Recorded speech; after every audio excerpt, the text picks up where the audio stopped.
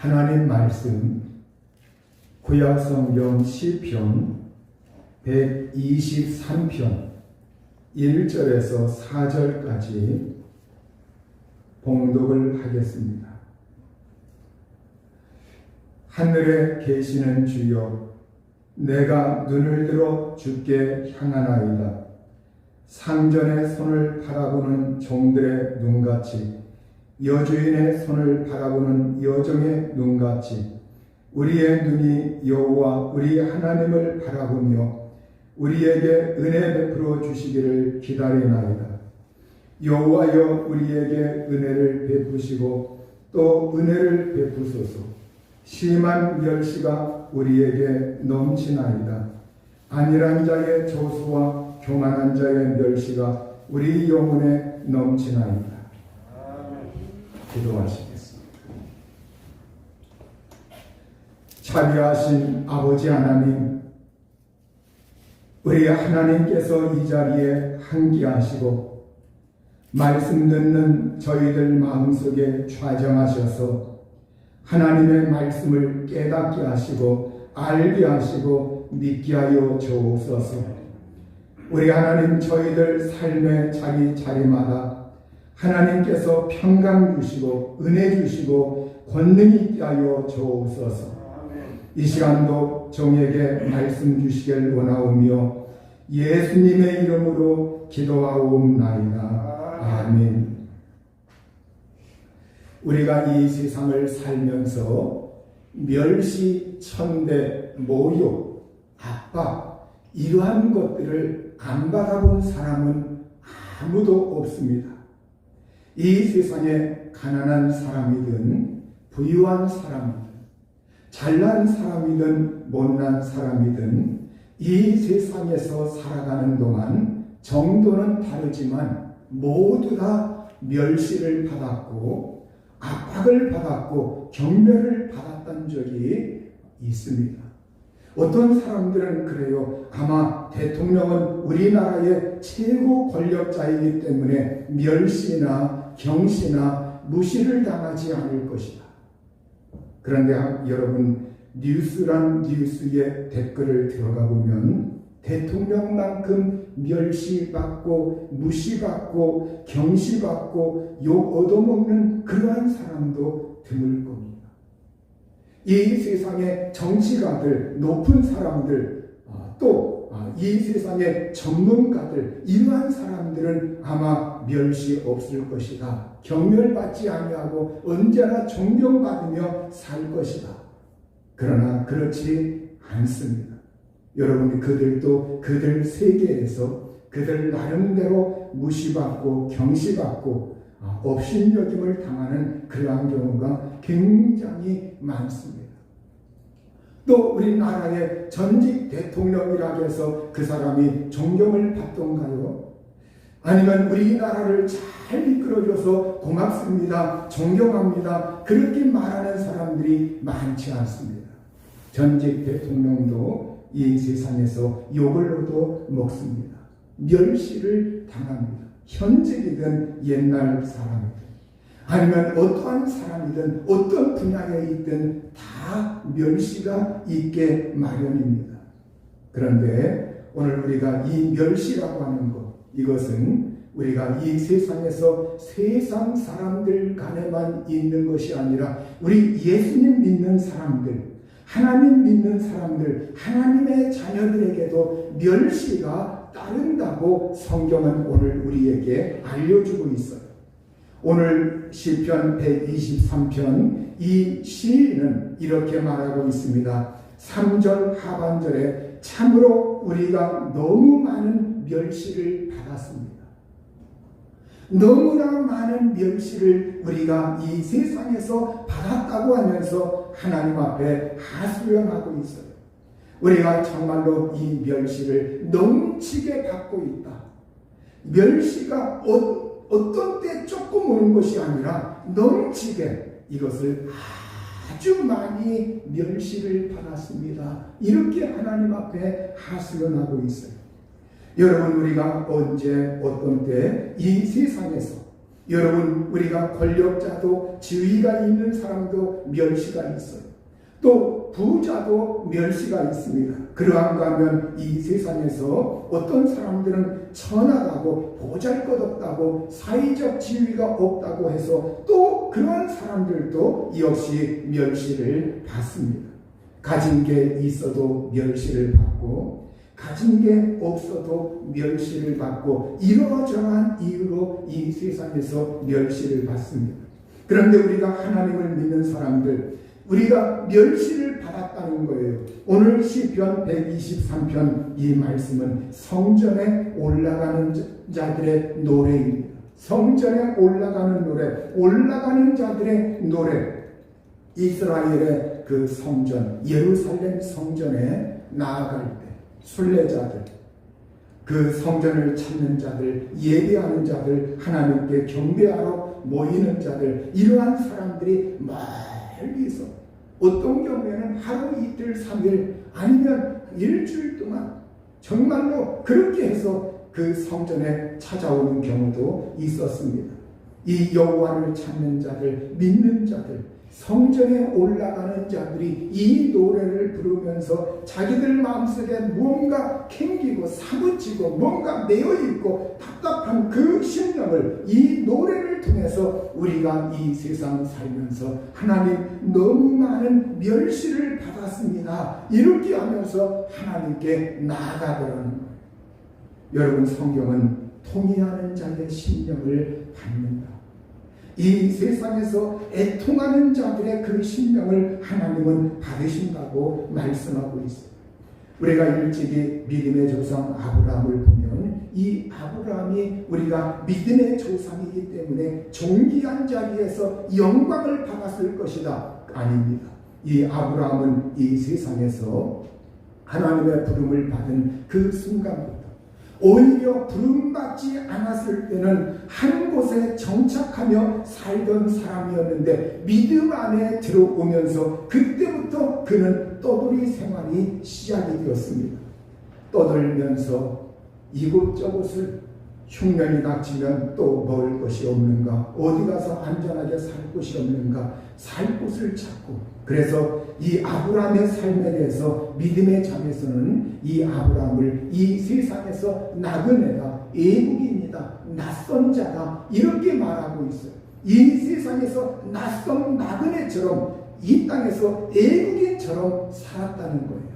이 말씀은 이 세상에서 나그네처럼 애국인처럼 이방인처럼 살았다고 하는 이 말씀은 두 가지 의미를 함축하고 있어요. 하나는 하나님의 나라, 하늘나라를 사모하면서, 하나님을 사모하면서 내가 들어갈 영원한 본향 하늘나라를 사모하면서 살았다는 말씀이고, 또 하나는 이 세상에서 발붙일 곳이 없어서 이 땅에서 이방, 이 세상의 사람들로부터 멸시를 받았고 경멸을 받았고 나그네 취급받으면서 이 세상에서 이 세상 사람들은 별 볼 일 없이 무시하면서, 그러면서 이 세상에서 무시를 당하고 이 세상에서 경멸을 당하면서 살았다고 하는 것을 함축하고 있는 말씀입니다.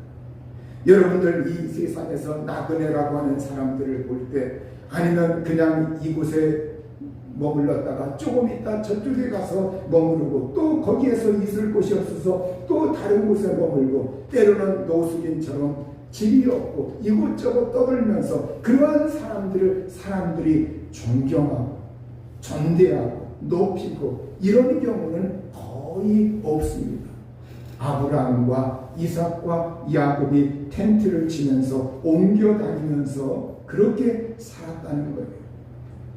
야곱을 보세요. 우리가 이 야곱이라고 하는 사람이 나중에 이름이 이스라엘로 바뀌게 됩니다. 이 야곱이 늙어서 나이가 차가지고 늙어서 나이가 차서 이제 흉년이 들었을 때 먹을 것이 떨어졌습니다. 어떻게 사나? 다른 사람 같으면 집에서 자식들과 손주들과 즐거워하면서 따뜻한 아랫목에서 정말로 오손도손 살아갈 그러한 시기인데, 근데 정말 이 야곱이라고 하는 사람에게 어려움이 닥쳤어요. 그의 배우자도 이미 세상을 떠난 상태였고 식량이 떨어져 있고 먹을 게 없고 그 상황에서 어떻게 합니까? 자식들이 애굽 나라에 이집트에 가면 산다고 하더라. 이걸 아버지에게 정말 허락을 받고 그곳에 갑니다. 그곳에 가서 이집트에 가가지고 머리를 조아리면서 식량을 구하기 위해서 머리를 조아리고 나중에 아버지까지 야곱까지 연결이 되어가지고 이 야곱이 늙은 그 세월에 이 야곱이 그곳에 가서 바로 앞에 가서 머리를 조아리면서 정말로 살려달라, 우리에게 식량을 달라, 그러면서 그곳에 호의를 바라면서 이 야곱이 늙어막한 그러한 세월, 그가 130년, 성경은 이렇게 말하고 있습니다. 창세기 47장 9절에서 10절에 보면 야곱이 바로에게 아뢰되 내 나그네 길의 세월이 130년이니이다. 내 나이가 얼마 못 되니 우리 조상의 나그네 길의 연조에 미치지 못하나 험악한 세월을 보내었나이다 하고 야곱이 바로에게 축복하고 그 앞에서 나오니라.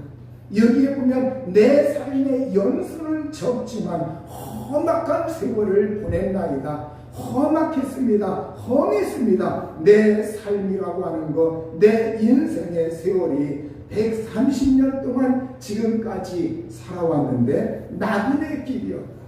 나그네 길이었다. 그걸 이방에 바로 이집트의 바로 앞에 가가지고 내가 나그네 길의 세월을 130년 동안 지금까지 이렇게 떠돌면서 살아왔는데 그 인생의 그 걸음과 연수가 적지만 내 조상들에게는 미치지 못하지만 그러나 험했습니다. 이건 뭐예요? 이 야곱이라고 하는 사람이 이 세상에서 살 때 나그네처럼 130년 동안 살 때 젊어서부터 그에게 멸시천대 이러한 것이 수없이 많이 있었다고 하는 걸 말해주는 거예요. 바로 에삼촌 라반의 집에 도망갔을 때 그때로부터 시작해가지고 정말로 그가 청년기로부터 시작해서 인생 모든 이 130년 동안 살면서 나에게 험한 세월, 그 세월 동안 살 때 고생이라는 고생을 많이 하고 나에게 정말로 존귀하고 영광스러운 그런 것만 있던 것이 아니라 아주 어렵고 힘들고 때로는 이 세상에서 무시도 당하였다고 하는 그러한 의미가 여기에는 함축되어 있어요. 물론 그 얘기를 표면적으로 바로 앞에서 하지는 않았지만 그 야곱의 그 마음속에 그가 험악한 세월 이 속에 그의 그 인생의 스토리가 이야기가 함축이 되어 있는 거예요. 그런데 여기에서 한 가지, 이 야곱이라고 하는 사람이 보통 사람이 아니에요. 그것으로 마친 것이 아니라 바로에게 축복을 했다. 기도해주고 축복해주고 우리 여호와 하나님의 이름으로 그에게 축복했다. 비록 나는 아무것도 없지만, 비록 나는 당신의 나라에 이렇게 식량을 구하러 왔지만, 당신의 나라의 도움을 받아야 할 처지만, 그런데도 불구하고 우리 하나님을 믿는 그 믿음을 그가 드러내면서 왕 앞에서 그를 축복하였다고 합니다. 이게 바로 여러분 놀라운 하나님의 은총이요 하나님의 특권이다. 여러분, 우리 믿는 사람들이 이 세상에서 멸시천대 받는 그 가운데서도 우리가 다른 사람을 축복할 수 있는 것, 이게 하나님의 놀라우신 은총이라고 하는 것을 우리가 아셔야 합니다. 여러분, 이 야곱이 신세한탄, 원망, 불평, 자포자기 이런 사람이 아니라 그는 많은 세월의 험악한 세월 가운데서도 그걸 소화할 줄 알았고, 멸시를 소화할 줄 알았고, 경멸을 소화할 줄 알았고, 그걸 믿음 안에서 다 용광로 속에 집어넣어 그 모든 세부치를 녹이듯이 그의 마음속에서 믿음으로 말미암아 그의 마음속에 모든 어떤 인생 살 때 원망, 불평, 자포자기, 심세, 한탄 이러한 모든 것들을 믿음 안에서 다 소화해가지고 이제는 하나님을 바라보고 또 축복하는 그러한 사람으로 섰다는 것. 오늘 시편 123편 4절에 보면 안일한 자의 저소와 교만한 자의 멸시가 우리 영혼에 넘치나이다. 이렇게 평안하게 사는 자들, 안일한 자들, 평안하게 사는 자들의 그 조롱, 저소, 조롱이 있다. 그리고 교만한 자들의 멸시가 우리 영혼에 넘쳐난다. 많이 찾다고 이렇게 말하고 있습니다.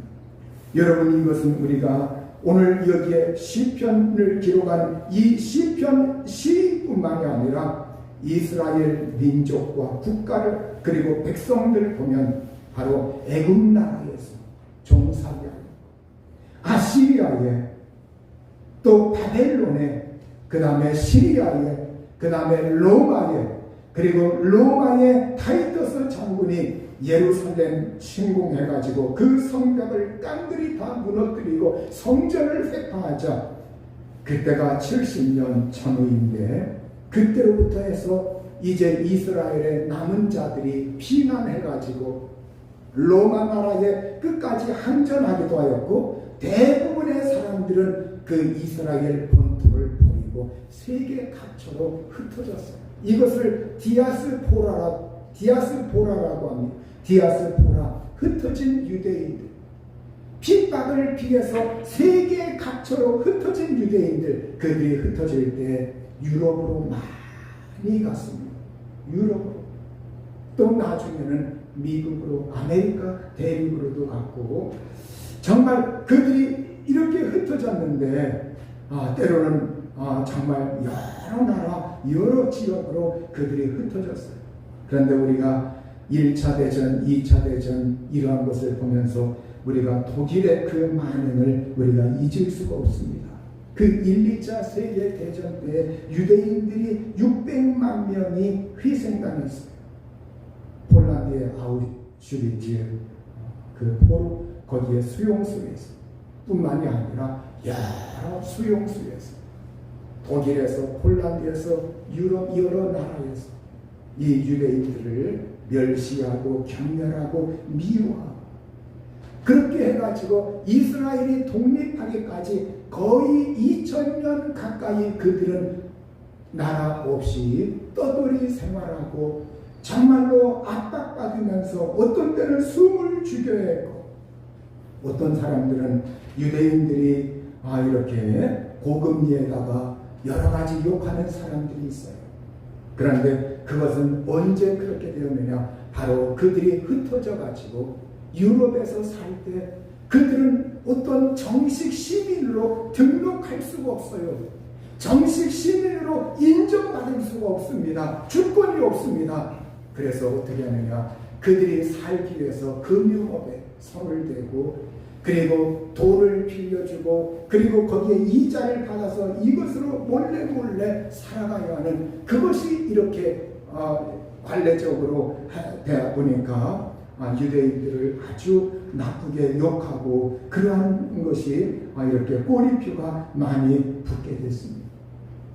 예, 여러분, 오늘 우리가 정말 하나님이 택한 아브라함의 후손들, 그 육적인 아브라함의 후손들을 보면 편안한 날이었고 이렇게 이 세상의 민족 가운데 이렇게 오래도록 나라를 잃었다가 떠돌이 생활하고 이렇게 멸시천대받고 이렇게 많이 죽었고 그런 민족과 나라가 과연 어디 있습니까?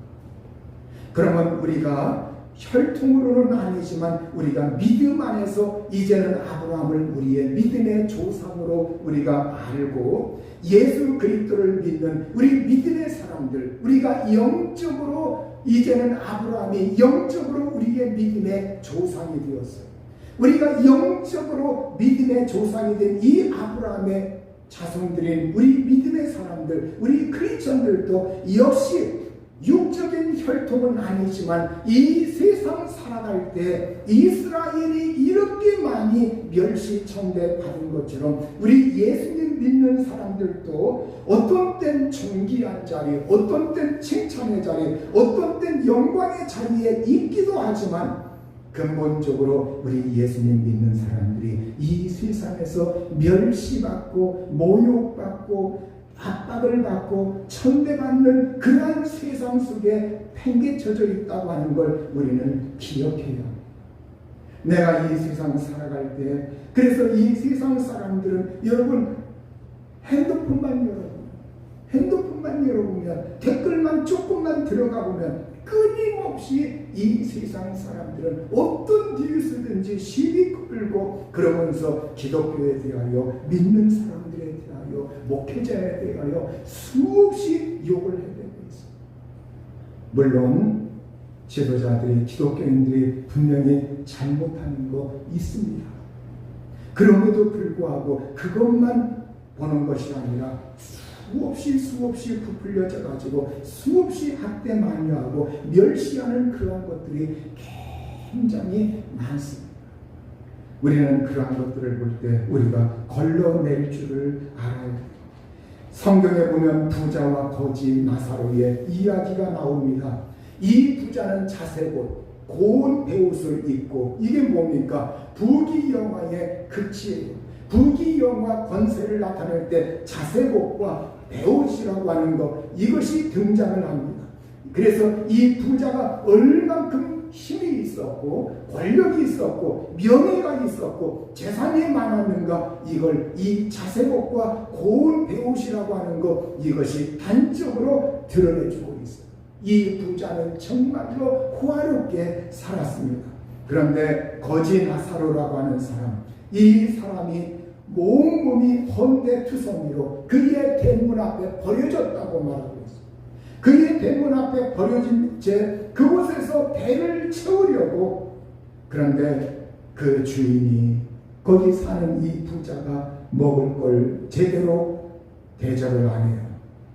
그 문 앞에 가서 얼씬거리면서 부자의 산에서 떨어지는 거, 이거로 배를 채우려고 하지만 심지어 개들이 와가지고 그 헌대를 핥더라, 이렇게 성경은 말씀하고 있습니다.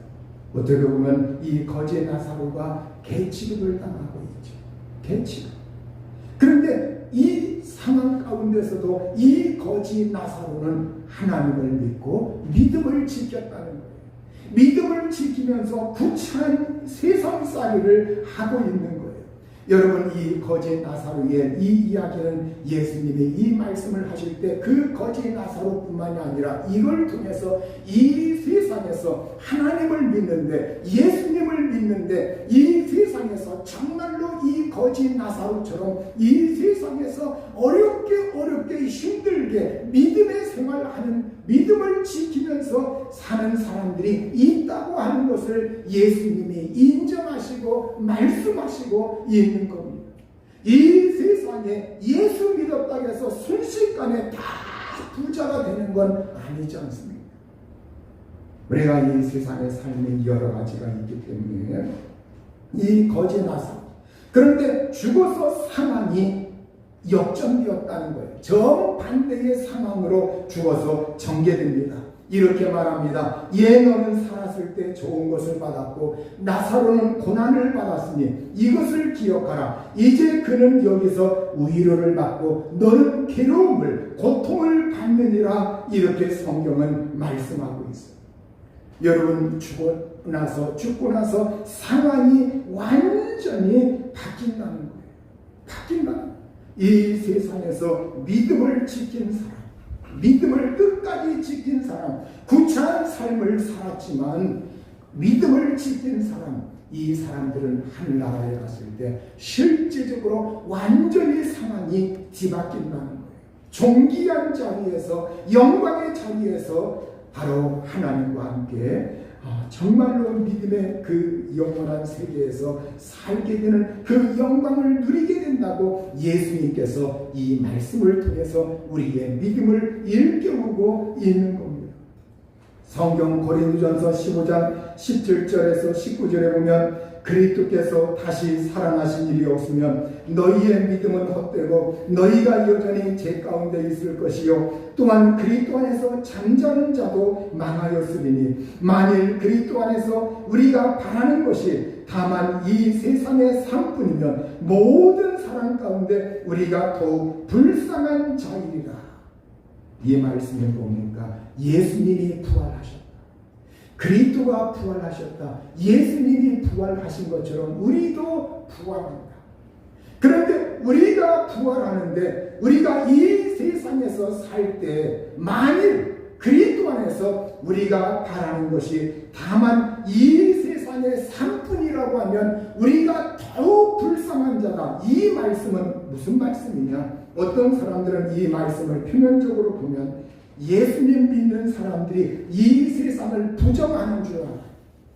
이 세상의 삶을 다 부정하는 줄 알아. 여러분 성경을 가만히 들여다보면 하나님이 우리에게 이 세상에서 소극적으로 살아라. 이 세상을 부정하라. 이 세상을 비관적으로만 보아라. 이렇게 말씀하신 적이 한 번도 없어요. 이 세상을 창조하시고 만드신 분이 하나님이십니다. 이 역사의 뒤에서 거시적으로 하나님의 손이 움직이고 있다고 하는 걸 우리가 아셔야 합니다. 여러분 이 세상 주관자이신 하나님, 생사화국의 주관자이신 하나님, 그 하나님께서 우리에게 이 말씀은 우리가 바라는 것이 다만 이 세상의 삶뿐이면 이 말씀 속에는 무엇이 함축이 되어 있느냐? 우리가 바라는 것이 이 세상에 분명히 있다는 거예요. 이 세상에서 우리가 바라는 것이 있다는, 이 세상의 삶을 부정하는 말이 아니라 이 세상의 삶을 긍정하고 인정하는데, 그러나 그것이 전부가 아니다. 그것이 전부가 아니다.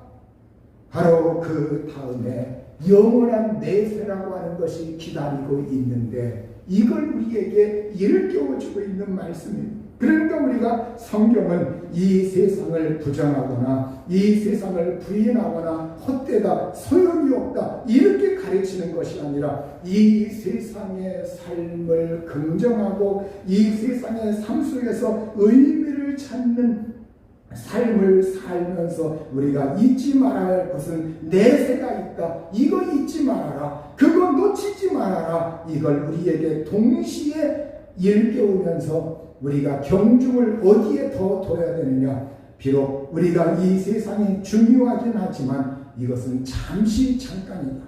잠시 잠깐이고 영원한 것이 아니다. 영원한 것 거기에 더 비중을 두어라. 영원한 나라에 더 비중을 두고 더 그걸 중요시 여겨라. 그 삶을 추구하여라. 그러면서 우리가 이 세상의 삶이 중요하다고 해서 온전히 거기에만 매어달려 있지 말고 하늘나라를 사모하면서 하늘나라의 그 소망을 가지고 이 세상 삶을 통할하면서 살라고 일깨우시는 말씀이십니다. 여러분들 오늘 우리가 참말로 이 세상에서 믿음으로 이 세상 삶이 멸시, 경멸, 조소, 조롱이 넘치지만 우리가 이 세상에서 항상 믿음으로 살아야 할 줄로 믿습니다. 우리가 이 세상에서 사람들이 조소받으면, 경멸을 받으면, 멸시받으면 마음속에 강한 동요가 생겨납니다. 강한 동요에 사로잡힙니다. 여러분 속을 태웁니다. 마음이 괴롭습니다. 고통스럽고 걱정을 합니다. 그것이 심하면 우울해지고 울적해지고 그리고 마음이 아프죠. 여러분이 이 세상에서 멸시, 경멸, 조소, 조롱 이런 거 있으면 사람들이 막 이렇게 마음이 답답해져요. 우울해져요. 울적해져요. 이혜인 시인, 수녀죠. 가톨릭의 수녀 이혜인 시인의 그 시가 여러분들 핸드폰에 조금만 걸면 많이 돌아다니고 있어요. 마음이 아플 때 한번 제가 읽어보겠습니다. 몸이 아플 땐 먹는 약도 있고 바르는 약도 있는데 마음이 아플 땐 응급실에 갈 수도 없고 기도밖엔 약이 없네. 누구를 원망하면 상처가 된다는 것을 알기에 가만히 내가 나를 다독이며 기다리다 보면 조금씩 치유가 되지. 슬그머니 아픔이 사라지지. 세월이 나에게 준 선물임을 다시 기뻐하면서. 그렇습니다. 우리가 몸이 아플 땐 먹는 약도 있다. 바르는 약도 있다. 또 심하면 병원에 가기도 하고. 그런데 마음이 아플 땐 응급실에 가야 소용이 없어요. 마음이 아플 땐 기도밖엔 약이 없네. 기도하면서 누구를 원망할 필요도 없고 나를 다독이면서 기다리다 보면, 인내해다 보면, 마음이 아플 땐 기도하면서 하나님 앞에 엎드리면서 세월을 기다리면 조금씩 치유의 하나님의 손길이 우리에게 나타나고 어느 순간인가 그 아픔이 온데간데 없이 싹 사라집니다. 여러분, 찬송가 323장의 부름받아 나선님은 이 찬송을 우리 교회에서는 이렇게 즐겨 부르지 않는데요. 이게 신학대학 시절에 그 도한호 교수, 나중에 총장까지 했죠. 우리 교단에 이분이 음악 예배를 드리는데 그런 말씀을 한번 해요. 이 사실 부름받아 나선님은 이 찬송은 사실은 교회에서 성도들이 막 함부로 부를 찬송은 아닙니다. 이건 주의 종들이 정말 사명 일깨우면서 근데 꼭 거기에 이렇게 그것 때문에 꼭 저기에 대할 필요는 없지만 이 3절에 이런 가사가 있어요. 존귀 영광 모든 권세 주님 홀로 받으소서. 멸시천대 십자가는 제가 지고 가오리다. 이름 없이 빛도 없이 감사하며 섬기리다. 이름 없이 빛도 없이 감사하며 섬기리다. 그렇습니다. 정말로 존귀 영광 모든 권세는 주님 홀로 받으소서. 주님 받으소서. 그리고 멸시천대 십자가는 제가 지고 가오리다. 이름 없이 빛도 없이 감사하며 섬기리다. 이것이 어떻게 보면 우리 주님의 종들뿐만이 아니라 우리 예수님 믿는 사람들이 이 세상에서 정말 살아갈 때 멸시받고 천대받고 경멸이 있고 조롱이 있을 때 그때 정말로 이걸 우리가 견뎌내면서 모든 존귀 영광 주님 홀로 받으소서. 이러한 가도로 믿음의 생활하면 우리가 다니엘의 그 마지막 쯤 보면은 이 다니엘에게 끝까지 신실하라. 그리하면 저 영원한 나라에서 너에게 보상이 있을 것이다. 이렇게 말하고 있습니다. 여러분, 우리가 이 세상에서 사람들은 자꾸 이양적인 거 보려고 해요. 그 사람이 얼마나 부자냐, 어디 뭘 치적을 세웠느냐, 뭘 쌓았느냐, 이렇게 이 세상에서 업적이 뭐냐, 자꾸 이런 거만. 근데 이건 사실 별거예요. 부질없어요. 조금 지나면 한순간에 사라져요. 한순간. 여러분, 오늘 우리가 이 멸시가 있을 때 우리가 시편 123편 1절 하늘에 계시는 주여 내가 눈을 들어 주께 향하나이다.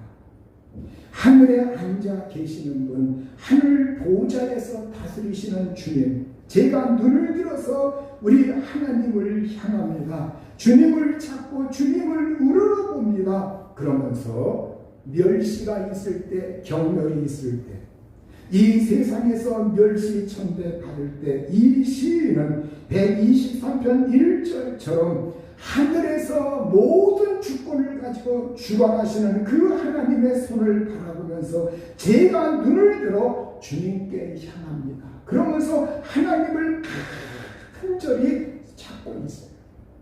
우리는 이때 어떤 자세로 어떤 태도로 하나님을 찾고 의지해야 되느냐, 이것이 123편 2절에 나와 있습니다. 성경은 이렇게 말하고 있어요. 상전의 손을 바라보는 종들의 눈같이, 여주인의 손을 바라보는 여종의 눈같이 우리의 눈이 여호와 우리 하나님을 바라보며 우리에게 은혜 베풀어 주시기를 기다린다니까. 여러분, 여기에 종들과 여종은 오늘 우리가 목회자를 말하는 것이 아닙니다. 여기에 종, 여종은 하녀, 종, 노예, 머슴 사이, 이 노예, 그런 정말 여러분 고대 시대의 상전이라고 하면 어마어마했죠. 안주인이라면, 여주인이라면 어마어마했어요. 그곳에서 들어가서 일하는 사람들, 갈 데도 없습니다. 자기 집도 없어요. 가진 것도 없습니다. 그 상전의 손을 바라본다. 이건 언제나 상전이 나를 갖다가 내려내고 나가라고 하면 어떻게 하나? 그 종의 입장에서, 여종의 입장에서, 하녀의 입장에서 여주인만 쳐다보고 상전의 손만 바라보면서 나에게 긍휼을 베푸소서, 이 자세로 우리가 어떻게 해야 되느냐? 하나님을 바라볼 때 이렇게 바라봐야 된다. 이렇게 바라봐야 된다. 오늘날 사람들이 인권 하면서 내가 어떤 사람도 나의 인권을 짓밟아서는 안 된다. 여러분, 인권을 주장하는 건 좋습니다. 그러나 그럼에도 불구하고 우리가 인권 욕을 할 때 정말 조심해야 할 것들이 사회적으로 보면 분명히 어떤 제기나 어떤 면에서 분명히 있어요. 오늘 제가 그걸 말씀드릴 수는 없고요. 정말 오늘 그런데 사람들이 인권 이래다 보니까 사람들이 절대 이 세상에서 내가 허리를 굽힐 줄도 모르고 머리를 숙일 줄도 모르고 이 세상에서 언제나 그렇게 살려고 하는 것이 오늘 사람들의 특징입니다. 그래서 내 고집대로, 내 방식대로, 내 스타일대로 개성이라는 이름으로 둔갑시켜가지고 내 고집대로, 내 스타일대로, 내 방식대로 살아간다. 상관하지 마라. 심지어 여러분, 종교와 정치는 사람들 앞에서 얘기를 꺼내면 안 된다. 정치는 우리가 조심해야 돼요. 정치의 견해는 부부 사이에도, 부자 사이에도 서로 견해가 다 다르기 때문에 정치 얘기에다가 쌈박지다. 그러나 우리가 한 가지 명심해야 할 것은 그 정치에 종교까지 끼워가지고 정치와 종교는 다른 사람들 앞에서 절대 얘기하지 말아야 된다. 이래가지고 우리 예수 믿는 사람들의 이 머릿속에 뭐가 입력이 되느냐? 다른 사람들 앞에 가서 종교 얘기하지 말아야지. 기독교 얘기하지 말아야지. 성경 이야기하지 말아야지. 남들이 싫어하는 이 믿음 얘기하지 말아야지. 천국 얘기하지 말아야지. 이게 어느 순간인가 각인되어 있어요. 여러분, 이것만큼은 잘못된 거예요. 우리는 이 세상에서 내가 그 사람에게 예수 믿으라고 얘기 안 해주면 그 사람은 지옥 가는 거예요.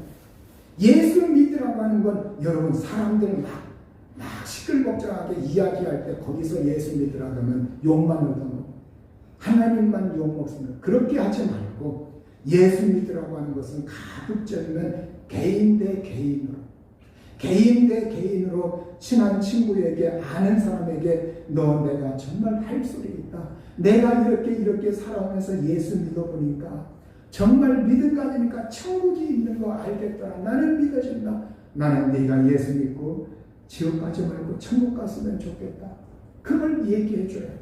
예수 십자가에 죽으시고 부활하신 거 얘기해줘야 돼. 죽은 다음에 심판이 있다는 거 얘기해줘야 합니다. 여러분, 우리가 이 종교에게는 여러 사람들이 막 친목회처럼 떠들고 그런 자리에서 꺼내서는 안 되고, 그런 자리에서 꺼내면 욕만 먹어요.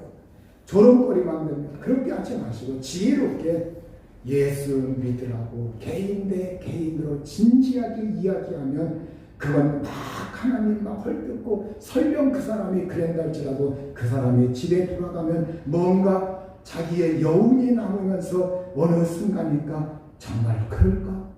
믿어볼까? 내가 인생에서 이렇게 살아가는 것이 진실한 삶인가? 그런 의문이 생기면서 어느 순간인가 믿게 되는 날이, 믿게 되는 계기가 생길 수 있다는 거예요. 근데 여러분, 오늘 제가 여러분 그것보다 지금 여기에서 제가 말씀드리는 건 정말 오늘 사람들이 이렇게 남의 눈치 보고 남 앞에서 이야기하지 말자 그러면서 또 다른 사람들이 인권 이래다 보니까 절대 우리가 허리 굽히지 말아야 돼요. 그래서 하나님 앞에서도 허리를 안 굽히려고 해요. 목을 안 숙이려고 합니다. 여러분, 이건 우리가 대단히 잘못된 태도예요. 우리가 하나님 앞에서만큼은 우리가 어떻게 해야 되느냐? 체면이고 뭐고 다 집어던져 내 고집도 내려놓고 하나님 앞에서는 정말로 벌거벗은 그 상태에서 하나님 저를 불쌍히 여겨 주옵소서. 종이 상전을 바라보는 것처럼, 여종이 여주인의 손을 바라보는 것처럼, 궁유를 바라보는 것처럼 하나님 저 정말 가련합니다. 저 정말 이 자리가 정말로 힘듭니다. 하나님이 돕지 아니하면 아무도 도울 수 없나이다. 하나님 저를 불쌍히 여겨주시고 저를 살려주시고 저를 긍휼히 여겨주시고 하나님께서 이 모든 어려움에서 저에게 은혜를 베풀어 주옵소서. 그러면서 그 하나님 앞에 간절히 구해야 합니다. 여러분, 어떤 때는 소리내서 하기도 하고 사람이 너무 이 속에서 뭔가가 사무치면, 뭔가가 여기에 들어차 있으면 소리도 잘 안 나와요. 그런 때는 어떻게 합니까? 여러분, 목이 내어지는, 가슴이 내어지는 그 상황에서 하나님 생각하면서 하나님, 주님 하시죠? 주님 하시죠? 주여 저 불쌍히 여겨주세요. 불쌍히 여겨주세요. 안고 일었을 때, 자리 앉을 때, 밥 먹을 때, 어느 순간이고 여러분 끊임없이 주님 생각하면서 주님 앞에 애마디 쓰더라도 주님, 직장에 가서도 주님, 이 자리에 주님이 함께 하시고 주님이 임하시고 자비를 베풀어 주시고 은혜 베풀어 주시고 그러면서 인내해야 됩니다. 그러면서 하나님 앞에 인내하면 여러분 그 많은 경멸이 있지만 하나님의 자비, 하나님의 긍휼, 하나님의 불쌍히 여기시는 이 은혜가 우리에게 반드시 임할 줄로 믿습니다. 우리 모두가 우리가 하나님을 그렇게 사모하고 의지하고 은혜를 사모하면서 살 수 있기를 우리 주님의 이름으로 축원합니다. 이 시간 우리 합심해서 기도하시겠습니다. 하나님, 정말로 우리가 많은 멸시가 있나이다. 많은 경멸이 있나이다. 하나님 저를 도와주시고 저에게 은혜를 베풀어 주시고 하나님 긍휼을 베풀어 주시고 하나님이 살려주시고 하나님이 도와달라고 이 시간 우리 다 같이 하나님께 호소하면서 이 시간 기도하겠습니다. 자비하신 아버지, 우리를 도와주시고 우리를 살펴주시고 우리를 불쌍히 여겨 주옵소서. 하나님 아버지, 주의 은혜와 주의 자비와 주의 능력과 권능이 함께하사 우리 아버지와 일하시고 성령을 충만하시기를 원합니다.